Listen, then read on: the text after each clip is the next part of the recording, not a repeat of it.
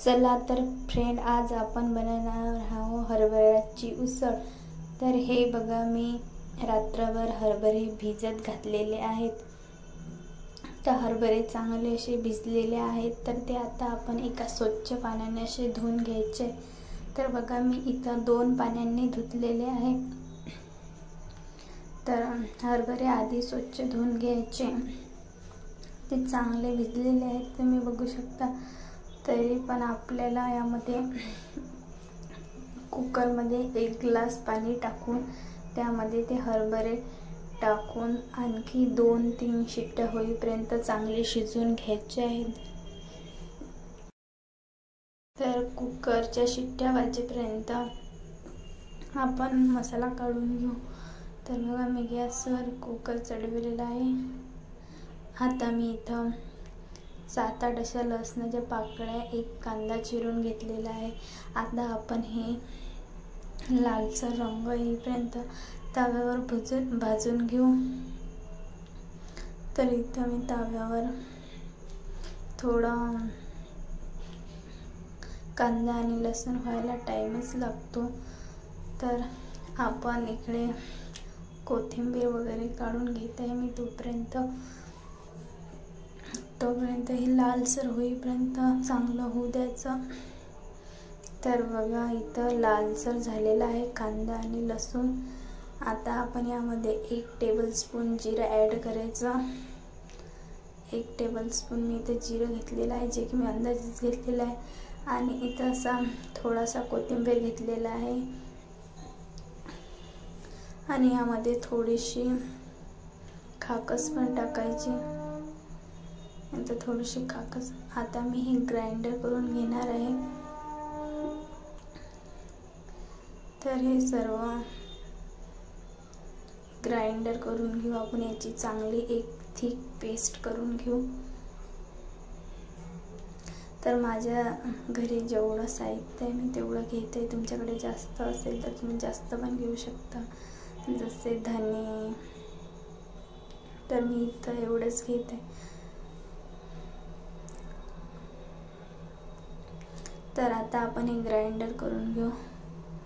चांगली थिक याची पेस्ट काढून घेतली, तुम्ही बघू शकता। याची मी अशी थिक अशी पेस्ट काढून घेतलेली आहे।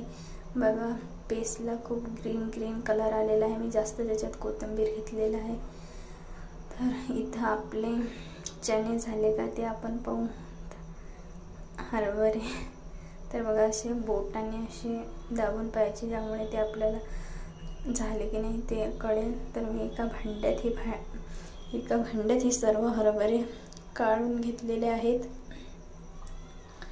तर आता आपण गॅसवर कढई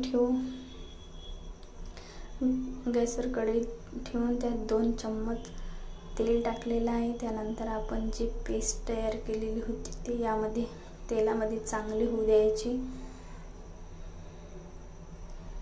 चांगली होईपर्यंत फिरवून घ्यायची।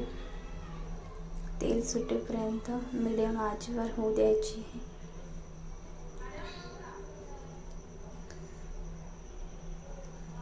बघा, तेल सुटत आहे। आता आपण यामध्ये 1 टेबलस्पून हळद टाकायची। मी इथं अर्धाच टेबलस्पून वापरलेले, तुम्ही 1 टेबलस्पून टाकू शकता। 1 टेबलस्पून मीठ घालायचं यामध्ये।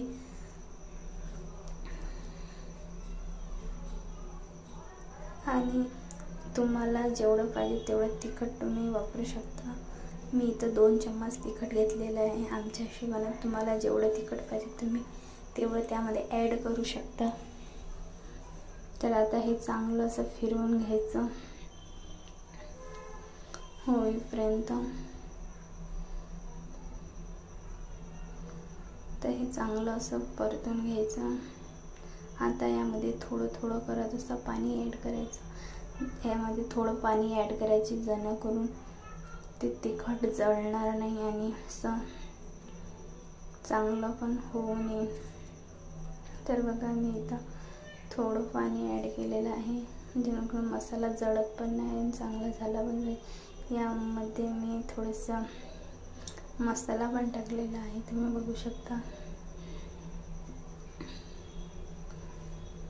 तर बघा, इथं कडाकडांनी तेल सुटत आहे. मसाला छान असा होत आहे. तुम्ही त्यामध्ये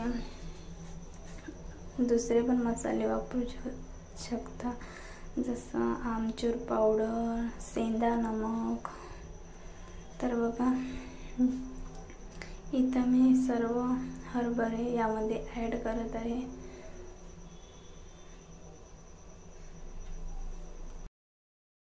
तर हे सर्व असं फिरवून घ्यायचं, जेणेकरून हे सर्व मिक्स करून बघा किती तरतरीत अशा घुगऱ्या तयार झालेल्या आहेत. कलर पण छान आलेला आहे. तुम्ही बघू शकता अशा चटपटी मसालेदार घुगऱ्या तयार झालेल्या आहेत. तर बघा किती सोप्या पद्धतीने बनवलेल्या आहेत. जास्त साहित्य पण नाही, म्हणजे जास्त काही नाही, पण त्याच्यात एकदम घरगुती